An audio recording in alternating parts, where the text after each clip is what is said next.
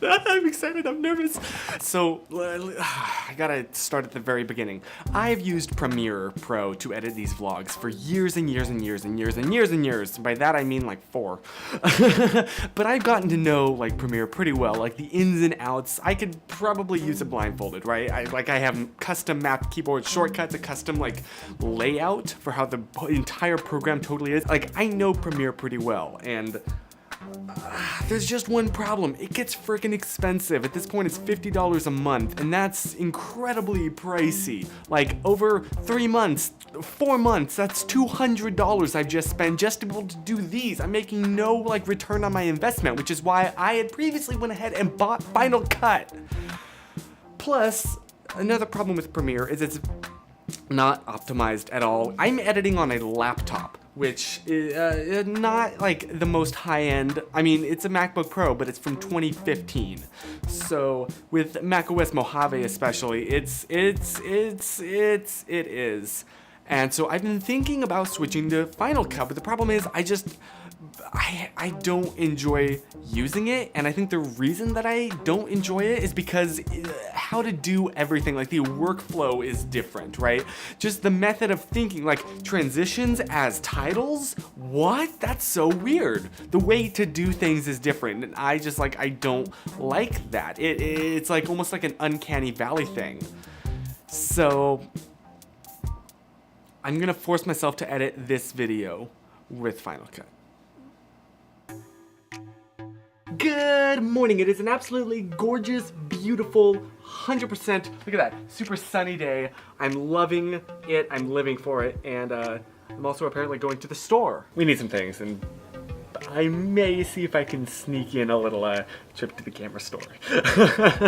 So I've been really been thinking about what what draws someone into like different vloggers, and what like separates really an interesting vlog from a non-interesting vlog. Because like I'll watch videos of people just going to Target for, you know, 15 minutes and I'm totally hooked, versus other people are like vacationing in Peru and it's like eh.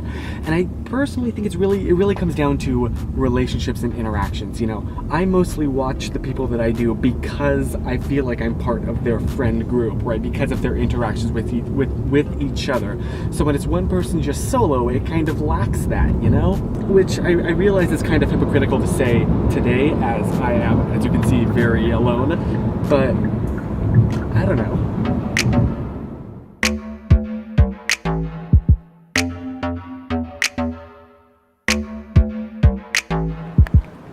Okay, here we are.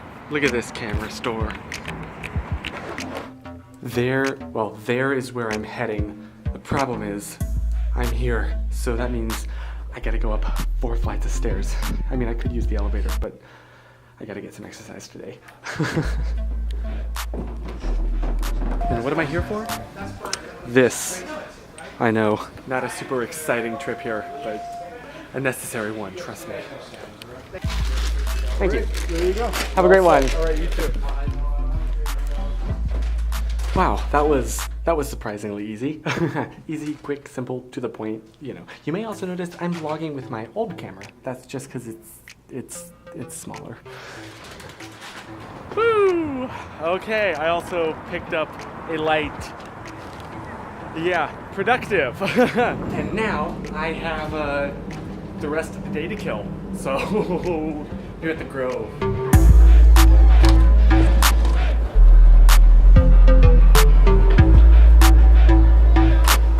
Quick little just chilling here at a Barnes & Noble's while I'm thinking more actually about what I was talking about, the vlogger thing. Think about, why do you specifically watch the vloggers that you do? Like, here's a quick little example. Sarah Dietschy versus Shane Dawson. Now, Sarah Dietschy, don't get me wrong, is an awesome person. Like, I really love her as a person, but I don't really watch her vlogs too much because they're often of just her, and I'm more interested in the interactions that she has with her friends. Like in Shane Dawson, he's like, all of his vlogs are just his fun interactions. They're really nice. They're not even that old. And I think that is just a built-in advantage that like Twin Sauce has over me. Yes, I'm talking about Twin Sauce again. Is they can bounce off of each other. So that's gotta find a vlogging partner. Okay, I've just spent way too long fiddling with this, but are you ready for the reveal? Because while I was there at the camera store, I not only got that piece for my C-stand, but also an LED light, mostly because I need it for traveling, right? I don't have any portable source of light, and it really freaking sucks. So hopefully, this will change it around. Check it out. Yeah, I know. I was having an issue where, like, when the lighting was directly bounced off the wall, it still was really harsh, which is weird because bouncing light off walls, like, always looks good to me. I've never had it look harsh before.